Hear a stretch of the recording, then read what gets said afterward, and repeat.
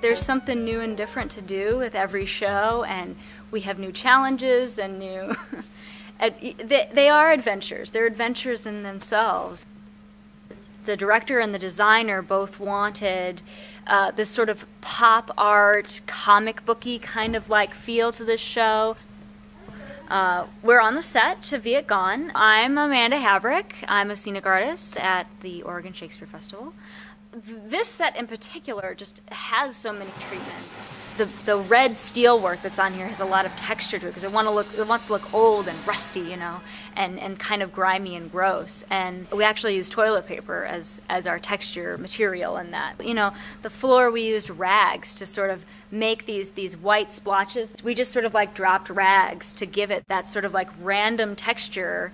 Then we drew these gray lines, and then there's a lot of these really harsh black lines that outline everything. There are these flashes of color, these sort of explosion-like, comic book-like looks to it. You know, these gray lines we drew on, and then we came back with a giant stencil of dots that we had cut out and sprayed these pop-arty dots around the set to make it look like the comic book. It's like the Lichtenstein, you know, painting, his artistry of having those big dots in that comic book-like feel is very realized in the set.